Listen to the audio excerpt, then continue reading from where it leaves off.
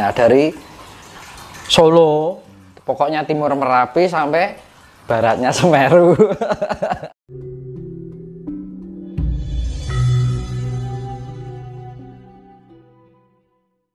Asal pinaringan saking panjenengan, orang akan kenal tsunami. Nggak nak percaya jajal mas. Ya gitu kunci. Sang Yang Bathara Baruna. Nek gempa, ya minta Sang Yang Diwonogo, Naga Raja, Naga Gini, Naga segala naga yang ada di bumi ini saya mohon perlindungan. Karena naga itu simbol dari gravitasi bumi. Medan magnet itu Dewane, Dewa Naga. Lah baru ngerti tak? Makanya ada naga langit, naga bumi. Naga itu macam-macam. Karena apa?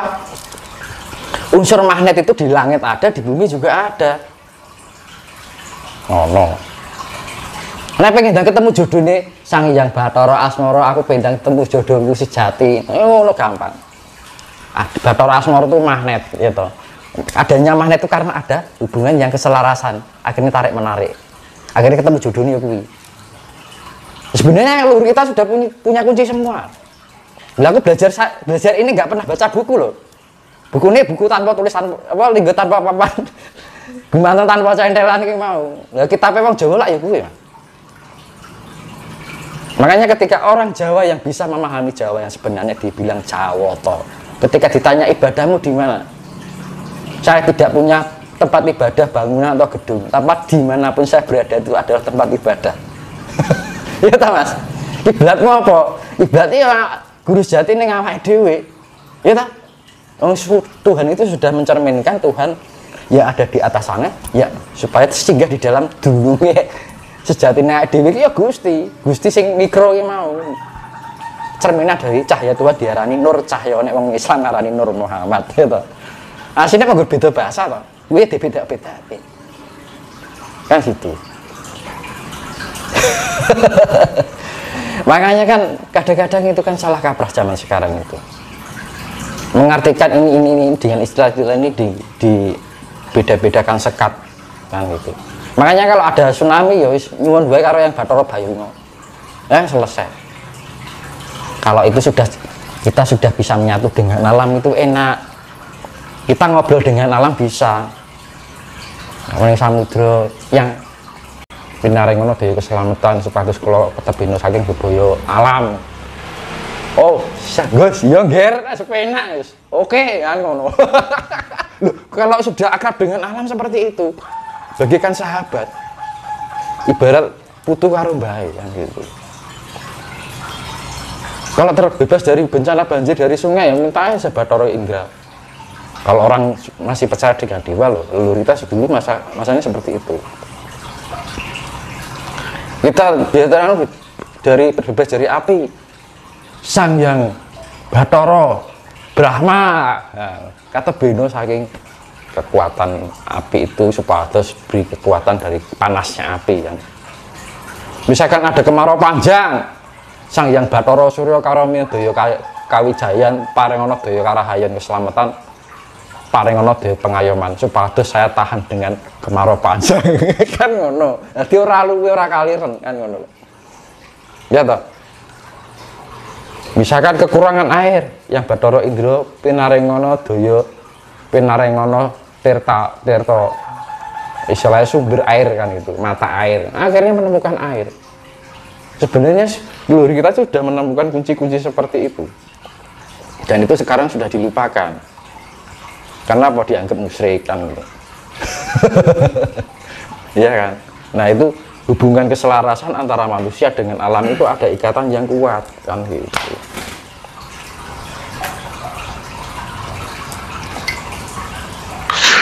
Dan teman-teman mungkin barangkali bisa dikasih penjelasan secara konkret barangkali terkait dengan megatrust itu sebenarnya fenomena bencana yang seperti apa sih Mas?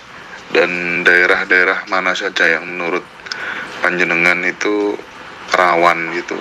Apakah kemudian daerah-daerah di mana di suatu tempat yang kemudian orang-orang mulai meninggalkan leluhur-leluhurnya, ajaran-ajaran tentang kearifan lokalnya, itu juga menjadi sebuah teritorial yang memang harus diwaspadai, atau memang bencana ini murni ya sudah karena alam sudah mengendaki demikian gitu, jadi nggak perlu menyalahkan perilaku orangnya. Sebut saja misalnya dulu zaman dinosaurus misalnya punah, kan ya bukan dinosaurusnya yang disalahkan, tapi memang itu kehendak alam gitu ya.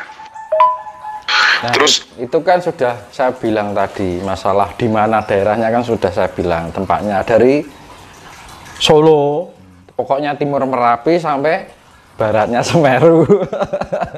Yaitu Penanggungan. Itu aman-aman aja, paling banter wangin kan itu. Nah, pengen pindah rumah kono ya monggo. Nek cik manggon anu yo, karena apa? Selamat dan tidak itu tidak jaminan orang tinggal di tempat yang aman, ya. Di tempat yang aman pun kalau kita perilakunya kita sudah tidak selaras dengan alam, ya dikesapu.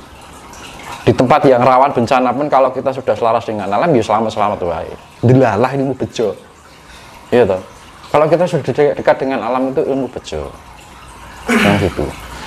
Terus ada tadi bilang dulu apa namanya kok manusia purba dulu ada pemusnahan. Jangan disalahkan, semua itu tetap kesalahan penghuni. Karena setiap ada penciptaan partikel kehidupan ini, makhluk hidup, setiap ada penciptaan makhluk hidup itu akan melahirkan penderitaan. Semakin banyak terciptanya kelahiran, maka penderitaan dunia itu akan semakin kuat. Nah, ketika alam ini mencapai keburukan atau penderitaan secara maksimal, maka alam akan melakukan reinstall, pengulangan kembali. Nah, jadi kan orang bingung, ngopo disalahke menungso, karena menungso bener dewi kan, nggak mau salah. Nah itu, nah akhirnya jadi apa? Orang merasa pintar, merasa benar dari ketidaktahuan, yaitu. Ya jangan salah, jangan akhirnya apa? Alam yang disalahkan itu siklus. Ya enggak, memang itu siklus penciptaan. Makanya kan sudah dibilang ada cerita Adam Hawa setelah melahirkan anak menghasilkan penderitaan. Karena apa? Buah cinta yang hasil dari buah cinta, buah koldi. Ada Hawa buah koldi, testisnya akhirnya timbul nafsu, digambarke ular. Simbol nafsu. Akhirnya apa? Timbul penderitaan. Makanya setiap hukum alam itu gini, plus ditambah min menghasilkan penderitaan. Nah, penderitaan itu akan menghasilkan lagi sampai tiada batasnya. Begitu penderitaan itu mencapai maksimal, maka alam ini akan melakukan reinstall, format ulang. Nek format ulang ini kan mesti aplikasinya yang utama tidak hilang, tapi aplikasi tambahan hilang. Nah, Mas, nenek HP lah yang ngono toh. Ya sport 2 sistemnya. Melek nonton HP kan. Nek diformat kan aplikasi utama gak hilang. Yang hilang kan aplikasi-aplikasi tambahan. Ya wis, bumi seperti itu gambaran. Analoginya seperti itu. Ya toh. Ya sama aja kita ketika HP kita nggak beli HP baru ini, ya. Ketambahan file, ketambahan aplikasi, tambahan file. Saya lemot kan, ya sama aja, analoginya seperti itu. Kalau sudah lemot, ya direformat meneh, diinstal ulang meneh, balik ke normal lagi, kemurniannya lagi, bawaan HP itu semula. Ya sama aja, alam itu seperti itu, ya analoginya seperti itu. Makanya setiap ada penciptaan itu akan menghasilkan penderitaan. Ketika setiap bertubi-tubi atau berkali lipat, misalkan kan, kayak multi level kan Mas. Multi level kayak iki untuk customer tambahan, user tambahan, ini tambahan. Uripan lah kayak ngono kuwi to. Akhirnya di anak. Semakin ada unsur penciptaan itu menghasilkan penderitaan. Ketika penderitaan itu mencapai maksimalitas, maka alam ini secara otomatis akan melakukan reinstall. Sama seperti HP komputer ya seperti itu. Komputernya kebak file akhirnya di format nih. Akhirnya ngeblank, ya toh, ngehang. Wah nggak bisa. ini harus di flash kayak, harus di format. Kan ngono. Ya sama aja, alam itu analogi, saya analogikan seperti itu. Pasti bisa dipahami lah. Kan itu istilah yang mudah ya. Gitu loh.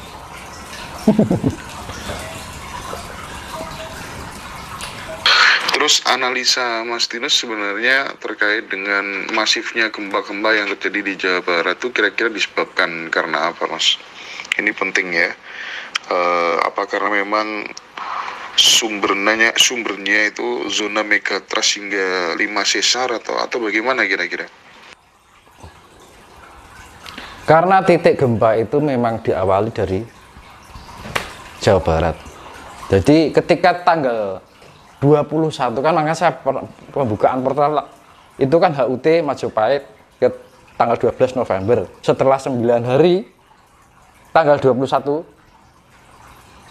November terjadi gempa, itu adalah titik koordinat pertama. Nah, misalkan gini, saya analogikan apa ya? Ibarat kamu jenengan buka panganan, buka iya misalkan ini ya, tok botol ini ya. Ini terjadi ini. Nah, untuk terjadi mengefek ini bisa diminum kan harus dibuka dulu. Nah, analoginya seperti itu. Nah, ketika ini buka, ini ngefek dik menjalar, dan itu sangat, pergerakannya sangat signifikan, tidak bisa dikira-kira karena sifatnya random.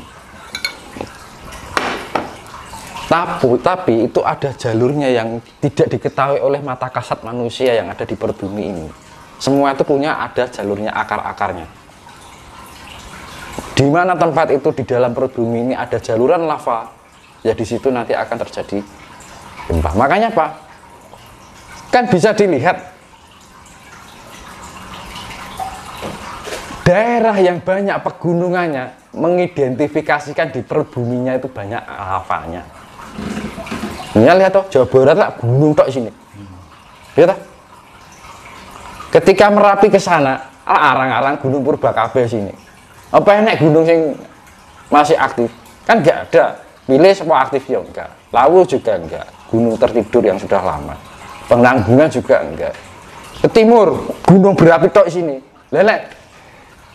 Daerah yang terdapat banyak gunung itu mengidentifikasikan di perut buminya itu banyak lava. Nah ini bereng inilah yuk ajur kabeh to entek kan. Jadi kan bisa kita lihat Jawa Barat kan gunungnya wakai biang tidak terhitung dibandingkan Jawa Tengah. Jawa Tengah dan antar Jawa Tengah dan Jawa Timur loh. Ya kan? Kalau Merapi ke sana kan gunung tok. Gunung Merapi, Sumbing, ya tak? Gunung apa jenis belai Sumbingnya? Sidoro. Terus Gunung Selamat, sana lagi Penanggungan, sana lagi Gunung Gede, Gunung Parango, Pararango. Terus apa lagi sampai ke Halimun, Gunung Salak sampai Banten sana. Gitu. Merapi kene apa? Enek emang Gunung Lawu. Ora perlu. Wilis ya Gunung Tertidur, Gunung Purba. Penanggungan juga Gunung Purba. Lah Penanggungan ke selatan itu nggak tahu kan gitu loh. Daerah Blitar, Gunung Kelut itu masih aktif. Nah, terus Malang ke timur, Semeru, Gunung Bromo aktif semua sampai ke Jawa Timur, Banyuwangi. Nah, daerah yang terdapat banyak gunung berapi itu mengidentifikasikan bahwa ada aktivitas lava yang sangat banyak di dalamnya. Ketika ada vibrasi alam ini, bumi ini ada pergerakan, maka lava itu akan menekan ke atas dan itu akan mempengaruhi gerak lempengan bumi. Daerah lempeng itu kan daerah rawan gerak kan. Ketika ada pergerakan itu misalkan ini langsung gitu kan. Nah itu kan mempengaruhi yang ada di permukaan. Padahal di permukaan ada yang hidup.